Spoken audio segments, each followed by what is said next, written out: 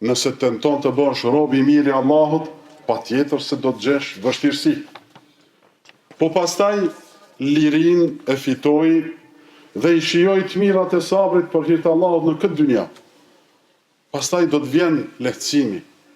Dhe Allahu Azza wa Jall do të shpërblej edhe në dynja, siç e shpërbleu Bilalin radiallahu anhu me thirr ezanin, me u bë muezin i pejgamberit alayhis salatu wassalam. Dhe në fund u përgëzuan nga vetë Rasulullahi sallallahu alaihi wasallam se do të jetë banor i xhennetit. Pas atyre vështirësive dhe durimit, do të vjen edhe xheneti i Allahut subhanahu wa ta'ala. Bismillahirrahmanirrahim. Të nderuar xhamatli, njerëzit e mirë, besimtarët e sinqert, njerëzit që mundohen të i bëjnë gjërat ashtu siç duhet, ashtu siç është i kënaqur Allahu, shpeshherë përballohen me vështirësi,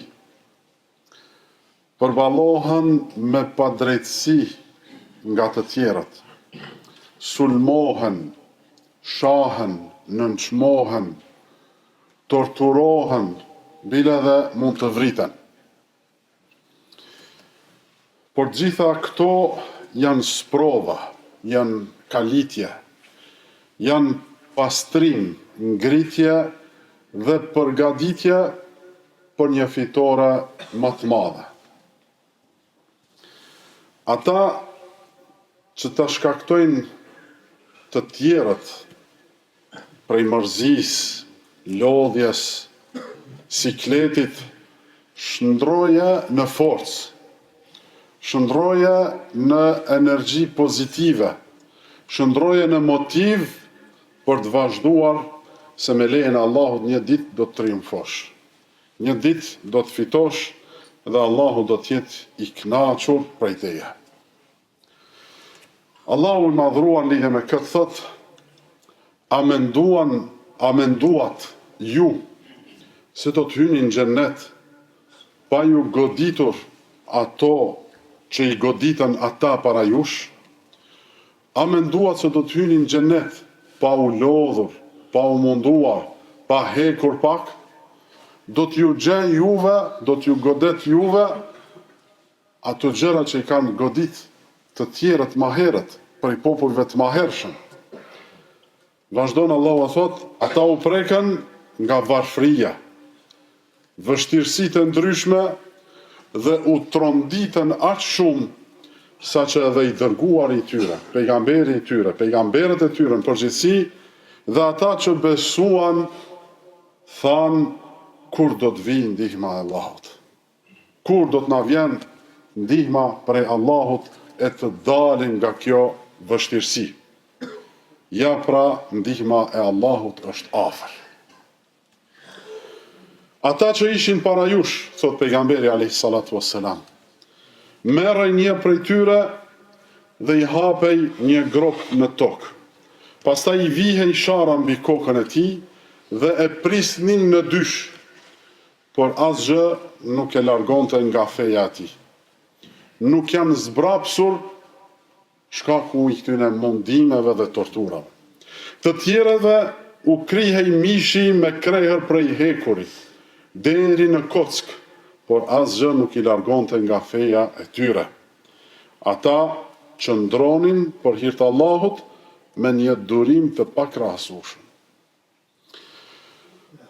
Të parët që e shpallën Islamin hapur në Mekke ishin Rasulullahi sallallahu alaihi wasallam, 7 veta. Rasulullahi alaihi salatu wassalam, Ebu Bekri, Ammari, Sumeja, Suhejbi, Bilali dhe Miqdadi. Këta 7 e treguan haptazi se i kanë dalë nga besimet e tyre, apo kanë hyrë në Islam. Sa i përket pejgamberit alayhis salatu wassalam, Allahu e mbrojti përmes axhës tij Ebu Talibit. Ebu Talibi ka qenë njeri me emër, me autoritet dhe armiqt nuk e dëmtonin, nuk kishin guxim ta dëmtonin. Ebu Bekrin e mbrojti Allahu përmes fisit të tij, ishte për një fisit të fortë.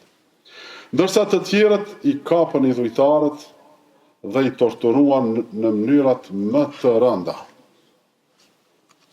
Prej tyre dhe më shumë se të gjithë që u torturua dhe u mundua, është Bilali radiallahu anhu. Mirë po Bilali ishte i gatshëm të duronte çdo gjë për hir të Allahut.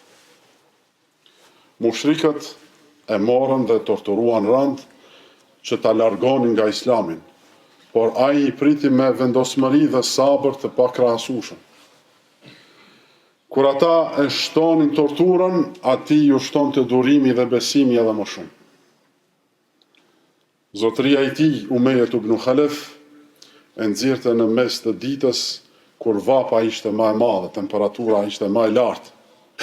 E shtrinte mbi guralecët e nxehtë Mekës dhe urdhërohej të vijë një gur i madh mbi gjoksin e tij dhe i thoshte Bilalit, kështu do të rish derisa të vdesish ose ta mohosh Muhamedin sallallahu alaihi wasallam.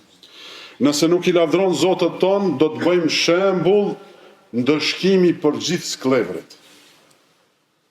Por Bilali radiallahu anhu i pa lëkundur, i pa thyeshëm thoshte, Zoti im është Allahu, një i vetëm. Wallahi, si kur të dija ndonjë fjalë tjetër që ju acaron më shumë, do ta thosha. Kur torturat arritën kulmin, Allahu i hapi derën e shpëtimit, erdh Ebu Bekri radiallahu anhu, e bleu Bilalin dhe liroi për hir të Allahut. Kaluan vitet, Rasulullahi alayhi salatu wasalam dhe muslimanët u shpërngulen në Medinë, së bashku me ta dhe Bilali. Atje u bë muezini i parë i Rasulullahit alayhi salatu wassalam. Atje u bë muezini i parë i Islamit edhe i muslimanëve. Pastaj erdhi koha ku muslimanët do të përballen s'pari herë në luftë kundër idhujtarëve, në betejën e Bedrit.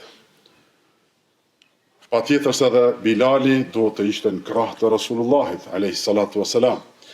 Filloi betejë dhe deshi Allahu t'i shpërblente ata që ishin shtypur dhe torturuar më herët, deshi që ata të ngrihen dhe të bëhen udhëheqës në tokë. Gjatë betejës, Bilali e pa zotrinë e tij të dikurshëm, Umejet ibn Khalaf, njeriu që kishte torturuar me vite me radhë në Mekke pa mëshirë. I qau radhët e ushtrisë dhe thirri me zot nalt. Koka e kufrit, Umejet ibn Khalaf, nuk shpëtoi sot nëse ai shpëton. Dhe u hodh mbi të dhe e vrau. Kur u çlirua Mekka, Bilali radiallahu anhu u ngrit mbi Qabe, për ta ngritur lart fjalën e tauhidit. Vetëm disa hapa larg vendit ku dikur torturohej. Në mes të ditës, para syve të gjithëve, ai e thriste ezanin, Allahu akbar, Allahu akbar, Allahu është më i madhi, Allahu është më i madhi. Dëshmoj se s'ka të adhuruar me të drejtë përveç Allahut, dëshmoj se Muhamedi është i dërguar i tij.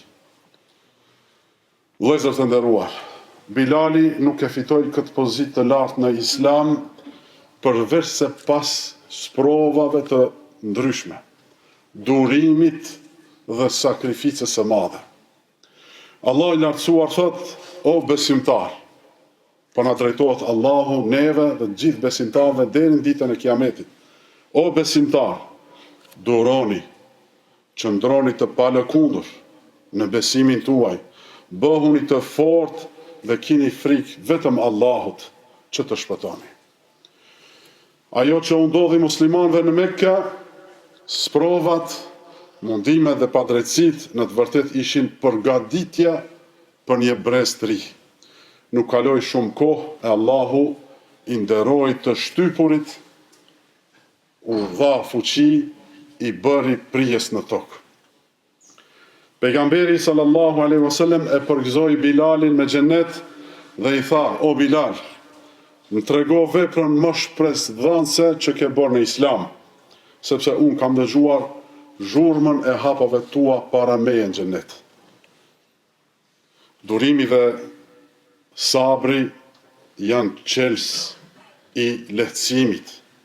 Xheneti është i rrethuar me vështirësi, ndërsa zjarri me epsha. Kështu ka thënë pejgamberi alayhi salatu wasalam, xheneti është i rrethuar me vështirësi.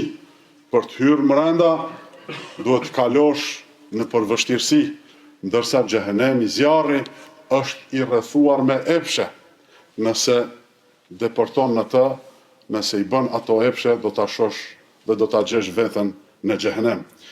Allahu patjetër do ta ndihmoj fenë e tij, ashtu siç i ndihmoi besimtarëve të parë në Mekë, dhe ashtu siç i ka ndihmuar para dhe pas. Rrugtimi i besimtarëve në këtë botë nuk dallon shumë nga rrugtimi i Bilalit radiallahu anhu. Çdo besimtar i sinqert do të kaloj ka rruga që e bëri Bilali radiallahu anhu. Pse u bë njeri i mirë, pse u bë rob i ndershëm i Allahut, u shtyp, u torturua padrejtisht. Pra nëse dëshiron të bëhesh rob i mirë, nëse tenton të bëhesh rob i mirë i Allahut, patjetër se do të gjesh vështirësi. Po pastaj lirin e fitoi dhe i shijoi të mirat e sabrit për hir të Allahut në këtë dynja. Pastaj do të vjen lehtësimi.